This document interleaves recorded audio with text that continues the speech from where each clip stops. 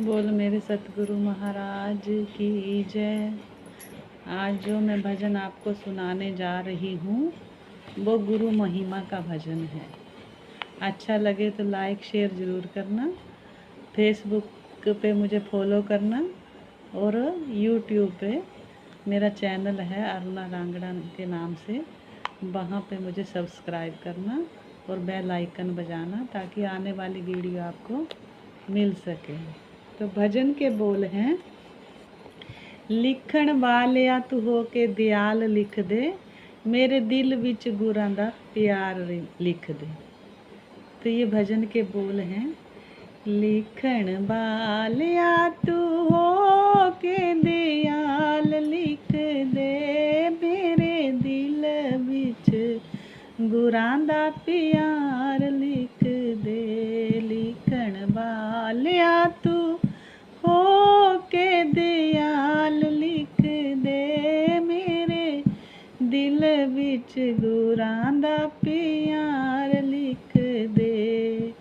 हो मथे ते लिखियो जोत गुरां दी, मथे ते लिखियो जोत गुरां दी, आखां बिच गुरां दा दीदार लिख दे, मेरे दिल विच गुरां दा प्यार लिख दे।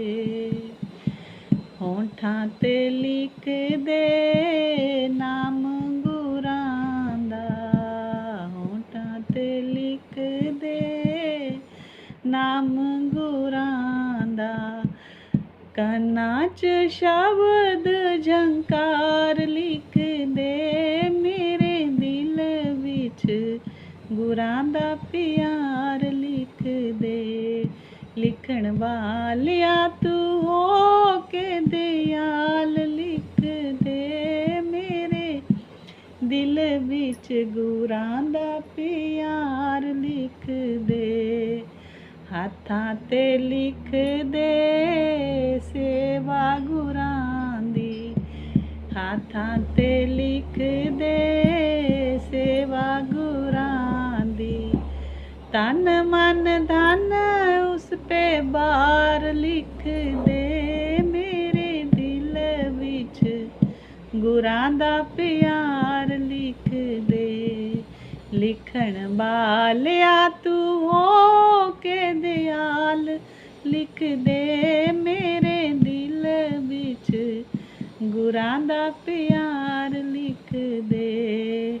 पैरां ते लिख दे जाना गुरां दे दर, पैरां ते लिख दे जाना गुरां दे दर, ओ सारा ही जीवन उस पे बार लिख दे, मेरे दिल विच गुरां दा प्यार लिख दे।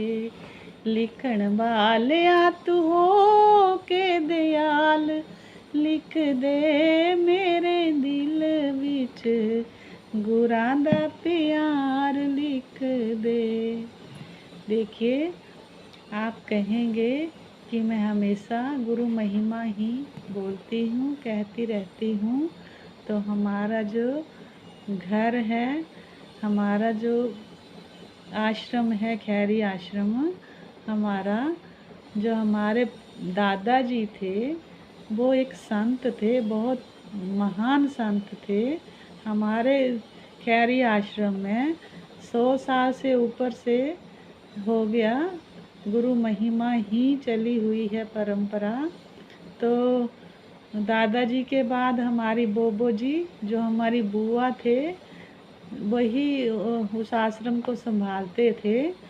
और 2008 में बुआ जी समा गए, इस दुनिया को छोड़ के चले गए, उनका शरीर चला गया। बोबो जी तो यहीं पे हैं, लेकिन उन्होंने शरीर 2008 में छोड़ा। उसके बाद हमारे जो बड़े ताया जी थे कर्नल साहब, उनके बड़े बेटे भी कर्नल हैं, वही गद्दी संभाल रहे हैं। उनसे ही हमने शिक्षा दीक्षा ली हुई है, तो वही अब संभाल रहे हैं। लगभग 42 सालों से 43 सालों से हमारे यहाँ भागवत कथा, राम कथा, सत्संग वो चला हुआ है, लगातार चला हुआ है, कभी उसको छोड़ा नहीं। जब कोरोना काल आया तब भाई जी ने भागवत खुद पढ़ी थी, हमने खुद हवन किया था परिवार के लोगों ने, तो हमने कभी उसको छोड़ा नहीं। हमेशा ये 42 सालों से हमारे घर में भागवत कथा, राम कथा ये चली हुई है। सत्संग की गंगा निरंतर बहती रहती है।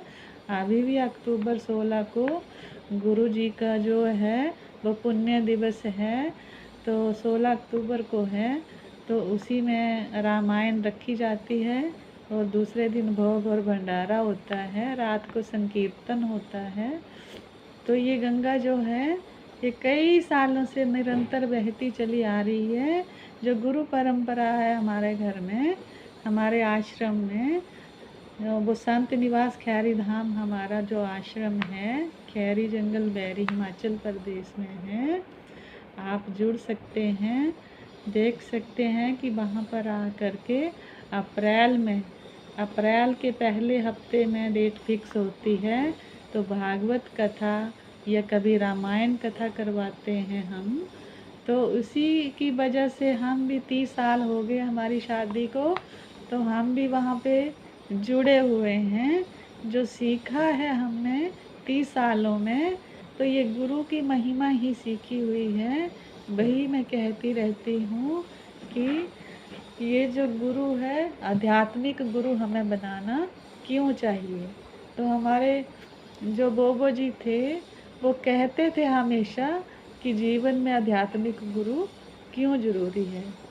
तो उन्होंने तो अपना पूरा जीवन निरंतर बिना शादी किए हुए सादगी से साध्वी के रूप में बिताया। 70-75 साल की उम्र में वो शरीर छोड़ के गए। तो उन्हीं का ही वो चला हुआ परिवार है, उन्हीं के शिष्य हैं।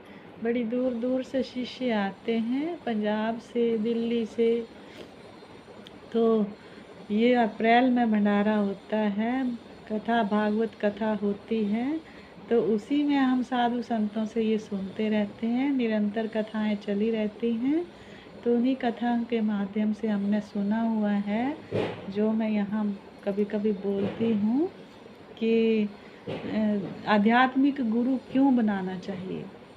जैसे हमारे घर में भी दीक्षा दी हुई है, हमारे गुरु महाराज, हमारे बड़े जेठ जी, हमारे भाई जी अभी हमारे गुरु महाराज हैं, तो उनसे हमने शिक्षा ली हुई है। तो गुरु महिमा के ऊपर मैं इसीलिए कहती रहती हूँ, तो गुरु बनाना क्यों ज़रूरी है।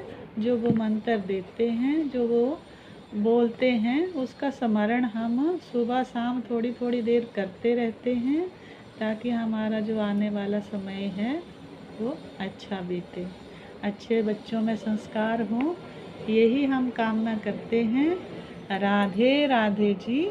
जय श्री कृष्ण, जय श्री राम।